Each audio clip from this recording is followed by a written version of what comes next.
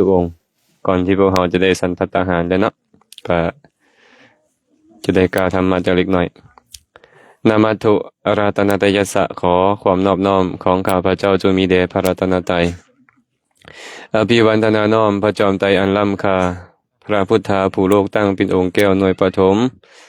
อภิวาทกราบก้มพระธรรมทรงผ่องใสเลิศวิไลงามงดดังสุริแยงพื้นผู้เป็นพื้นหน้าบุญล้นพระสังฆองค์เอกปันธนานพไว้ขมาก้มกราบการขอโอกาสคณะสงฆ์กล่าวสิ่งละอันพันละน้อยขอความสุขความเจริญจงบังเกิดมีแก่ญาติธรรมสุขุสุคนที่ได้สละเวลาร่วมกันเจริญกุศลในช่วงพักเศร้าของมื้อนี้มุนินทาวทนัมโพชาขัพพะสัมภวะสุนทรีสารนังปานินังวานิไมหังปีนายตังมะนังขอพระสัทธรรมันอำไพในห่วงแห่งบงกฎคือพระโอษฐ์ของพระจอมมุนีผู้เป็นที่พึ่งของสัตว์ทั้งหลายจงกระทำใจของข้าพระเจ้าให้เอิบอิ่ม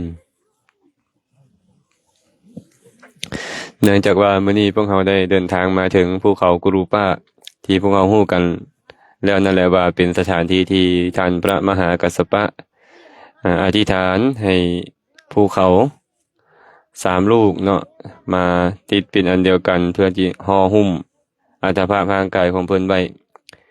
เพื่อที่จะให้พระศรีอริยเมตไตรที่จะอุบัติเป็นพระสัมมาสัมพุทธเจ้าในอนาคตนั้นมาเผาสรีระร่างกายเพิ่นเนื่องจากเหตุกรรมที่เกี่ยวข้องกันเอาไว้ฉะนั้นหลายๆคนก็เลยฮู้ในนามของสถานที่นี้ว่าภูเขากุรูปะหรือภูเขาของพระมหากัสสปะก็มีการมาเฮ็ดเจดีย์น่าจะประดิษฐานพระบรมสารีริกธาตุเอาไว้นำแล้วก็เจาะจงถึงพระมหากัสสปะนำพวกเขาที่เดินทางมาฮอดเขาบอกเรื่องราวของเพิ่นย่อๆเกี่ยวกับท่านพระมหากัสสปะท่านพระมหากัสสปะนี่เป็นเลิศที่สุดด้านธุดงค์คุณ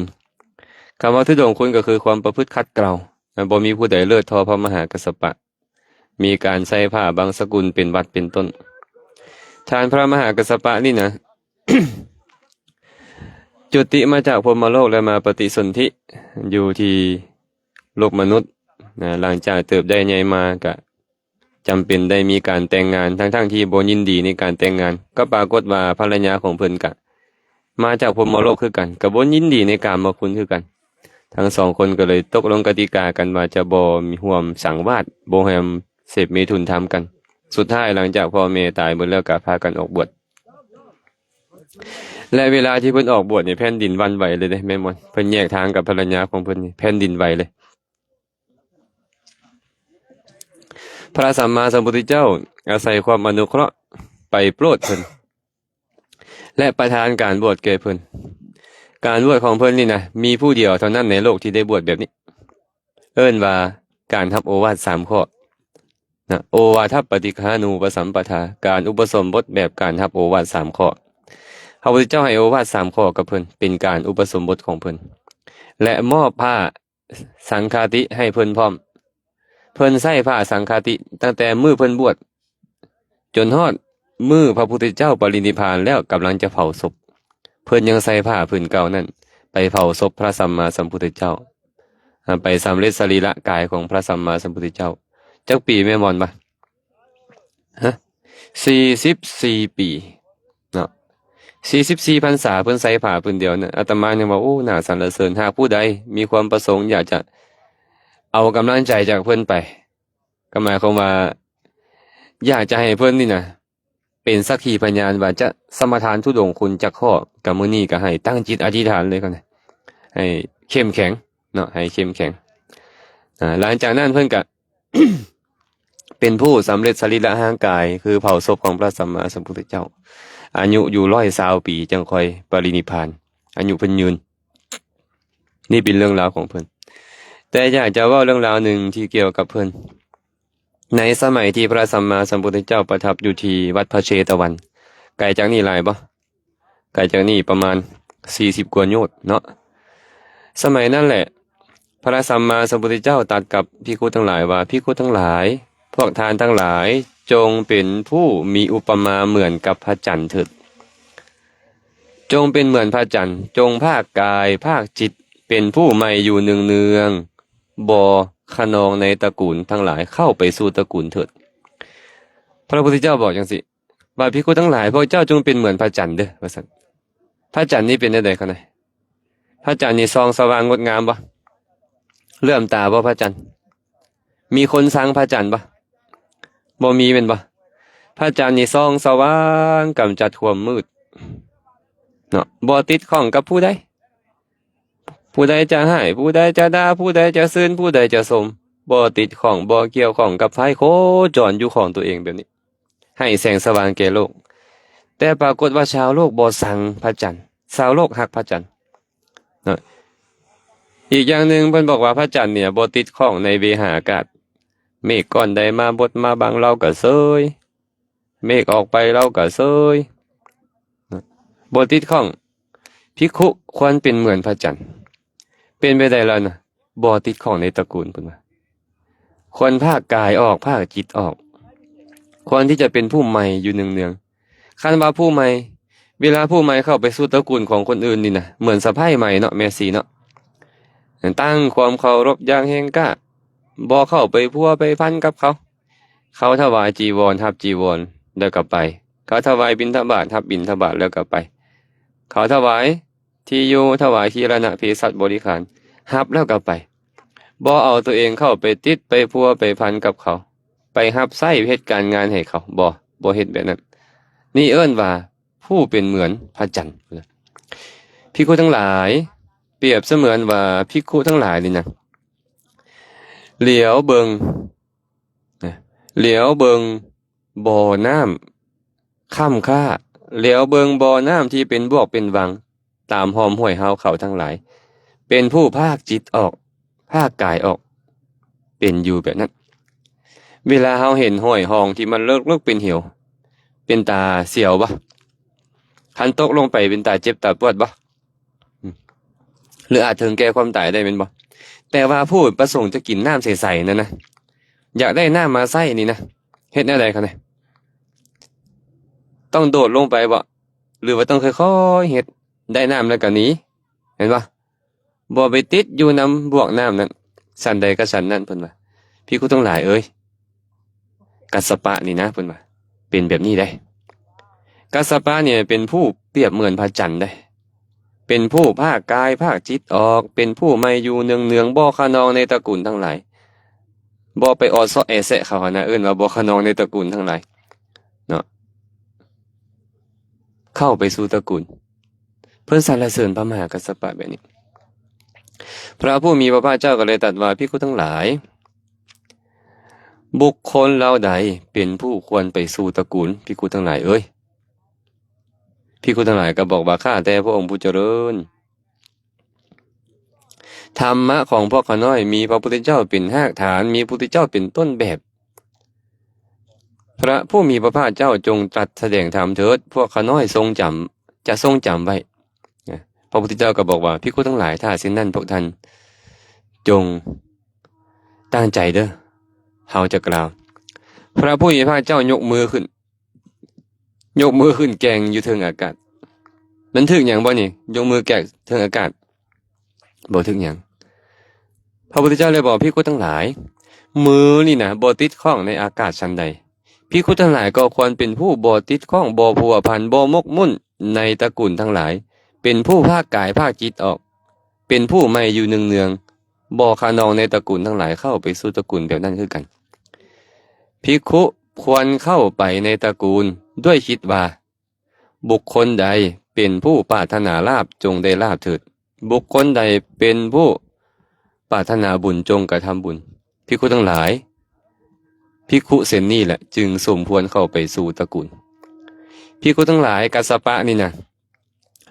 เป็นเปรียบเสมือนกับมือที่บ่ติดในอากาศบ่ติดข้องบ่พัวพันบ่มกมุ่น เป็นผู้ที่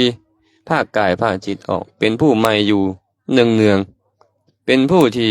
บ่ขนองในตระกูลเข้าไปสู่ตระกูลทั้งหลายด้วยคิดว่าบุคคลผู้ต้องการลาภจงได้ลาภต้องการบุญจงเฮ็ดบุญเถิดกัสสปะเป็นแบบนี้พระพุทธเจ้าบอกว่าพระมหากัสสปะแล้วเป็นแบบนี้ได้เราภาคกายออกภาคจิตออกไอ้คำว่าภาคกายเป็นอะไร ภาคจิตเป็นอะไรคำว่าภาคกายหมายถึงว่าบางคนในโลกนี้หรือภิกขุในธรรมวินัยนี้ออกไปอยู่ป่าแต่ใจกับชีดมกมุ่นในกามคุณตรึกในกามอยู่นี่เอิ้นว่าภาคกายแต่บ่ภาคจิตแต่บุคคลบางคนในโลกนี้หรือภิกขุในธรรมวินัยนี้อยู่เสนาสนะบ้านแต่บ่ตรึกในกามบ่มกมุ่นในกามคุณนี่เอิ้นว่าผู้ภาคจิตแต่บ่ภาคกายแต่ภิกขุบางรูปในธรรมวินัยนี้บัดนี้อยู่ในเสนาสนะป่าพร้อมบ่ตรึกในกามคุณพร้อมภิกขุนี่เอิ้นว่าภาคทางกายภาคทางจิตแต่ภิกขุใดอยู่เสนาสนะบ้านโมกมุ่นอยู่กับชาวบ้านนั้นจิตใจก็ตรึกอยู่ในแต่กามคุณรูปเสียงกินรสสัมผัสลาภยศสรรเสริญอยู่ภิกขุนี่ชื่อว่าเป็นผู้ที่บ่ภาคกายบ่ภาคจิตเลยแต่พวกทานจงเป็นผู้ภาคกายจงเป็นผู้ภาคจิตให้ได้หาเพิ่นสรรเสริญการที่อยู่ป่าอยู่เสนาสนะที่ห่างไกลจากชาวบ้านและสรรเสริญการบ่ตรึกในกามพระมหากัสสปะเป็นแนวนี้เพิ่นว่าภิกขุทั้งหลายธรรมเทศนาของบุคคลใดบริสุทธิ์ธรรมเทศนาเส้นใดบ่บริสุทธิ์ภิกขุทั้งหลายภิกขุทั้งหลายก็เว้าคือเก่าข้าแต่พระองค์ผู้เจริญธรรมะของพวกข้าน้อยมีพระพุทธเจ้าเป็นหากฐานเป็นต้นแบบขอพระผู้มีพระภาคเจ้าจงตรัสแสดงธรรมพวกข้าน้อยจะทรงจำเอาไว้ภิกขุทั้งหลายถ้าเช่นนั้นพวกท่านจงใส่ใจให้ดีเด้อเฮาจะกล่าวภิกขุบางรูปในธรรมวินัยนี้แสดงธรรมแก่คนเหล่าอื่นด้วยคิดว่าขอชนทั้งหลายจงได้ฟังธรรมเมื่อฟังธรรมแล้วจงมีศรัทธาเลื่อมใสแล้วจงแสดงอาการที่เลื่อมใสนั่นต่อเฮาเถิดภิกขุทั้งหลายธรรมเทศนาของภิกขุนี้บ่บริสุทธิ์พระพุทธเจ้าบอกว่าใครก็ตามนี่อยากให้คนอื่นฟังธรรมอยู่อยากให้เขาเลื่อมใสในธรรมอยู่แต่หลังจากที่เขาเลื่อมใสในธรรมแล้วจงแสดงอาการเลื่อมใสต่อเฮาจงทำความเคารพเฮาจงอ่อนน้อมต่อเฮาจงเข้ามาหาเฮาจงถวายจตุปัจจัยแก่เฮาจงย่องยอสรรเสริญเฮาธรรมเทศนาของภิกขุนี้บ่บริสุทธิ์เพิ่นว่าเทศดีปานใดก็อย่าเทศมวลปานใดก็อย่าแฝงด้วยสุญญตาปานใดก็อย่าแต่ว่าใจของเขาคิดแบบนี้ธรรมเทศนาของเขานั้นบ่บริสุทธิ์เลยภิกขุทั้งหลายส่วนภิกขุใดแสดงธรรมแก่คนเหล่าอื่นด้วยคิดว่าธรรมนี้เป็นธรรมที่พระผู้มีพระภาคเจ้าตรัสไว้ดีแล้วเป็นธรรมที่บุคคลควรผู้ศึกษาและปฏิบัติควรบรรลุได้ด้วยตนเองเห็นแจ้งได้ด้วยตนเองเป็นธรรมที่ให้ผลบ่จำกัดการเป็นธรรมที่ควรกล่าวกับผู้อื่นให้มาเบิ่งเป็นธรรมที่ควรน้อมเข้ามาในตนเป็นธรรมที่วินยูชนฮู้ได้เฉพาะตนอาศัยความอนุเคราะห์อาศัยความอิดูกูนาอาศัยการอยากรักษาเขาแล้วแสดงธรรมไปโดยคิดว่าขอเขาจงได้ฟังธรรมเมื่อฟังธรรมแล้วจงเลื่อมใสเมื่อเลื่อมใสแล้วจงปฏิบัติธรรมให้สมควรแก่ธรรมเฮ็ดตนเองให้เป็นเช่นนั้นเถิดภิกขุทั้งหลายนี่แหละธรรมะของบุคคลนี่บริสุทธิ์ภิกขุทั้งหลายกัสสปะนี่นะแสดงธรรมแก่ชนเหล่าอื่นด้วยคิดว่าธรรมนี้เป็นธรรมที่พระพุทธเจ้าตรัสไว้ดีแล้วผู้ประพฤติปฏิบัติควรเห็นได้เฉพาะตนได้ด้วยตนเองเป็นธรรมที่ให้ผลบ่จำกัดการควรเอิ้นให้หมู่มาเบิงควรน้อมเข้ามาในตนวินยูชนฮู้ได้เฉพาะตนอาศัยความอนุเคราะห์อาศัยความอิดูกูนาอาศัยต้องการรักษาต้องการประโยชน์แก่เขาแล้วแสดงธรรมแก่เขาด้วยคิดว่าขอเขาจงได้ฟังธรรมเมื่อฟังธรรมแล้วจงเลื่อมใสเมื่อได้ความเลื่อมใสแล้วจงประพฤติธรรมให้สมควรแก่ธรรมประพฤติตนให้เป็นเช่นนั้นเถิดกัสสปะเป็นแบบนี้ภิกขุทั้งหลายเอ้ยเฮาจะสั่งสอนพวกทานทั้งหลายให้เป็นเหมือนกับพระมหากัสสปะนี้ภิกขุทั้งหลายหรือบุคคลใดก็ตามประพฤติเหมือนกัสสปะนี้แล้วเฮาก็จะสั่งสอนพวกทานให้ประพฤติเหมือนกับบุคคลนั่นคือกันภิกขุนั่นคือกันพวกเจ้าควรเฮ็ดแบบพระมหากัสสปะนี้เด้อถือธุดงค์คุณ13ข้อชื่อได้บ่ครูบาตุยชื่อได้บ่ทิศพระ2551รวมเป็นเท่าใดแมวเวียง 2551รวมเป็น13สองที่แรกก็คือใส่ผ้าบางสกุลจะบ่รับผ้าที่ญาติโยมถวายมาใส่จะไปเก็บผ้าที่เขาทิ่มแล้วมาใส่ข้อที่2ใส่ผ้า3ผืนมีสบงจีวรและสังฆาติเท่านั้นจะบ่ใส่ผ้าหลายกว่านี้อันนี้เอิ้นว่า2ที่แรกคือผ้า2 อาหาร5บิณฑบาตเป็นปกติบิณฑบาตฉันบ่รับกิจนิมนต์บิณฑบาตตามลำดับเฮือนบ่ข้ามเฮือนของข้าเจ้าบ่ว่าจะทุกข์บ่ว่าจะรวย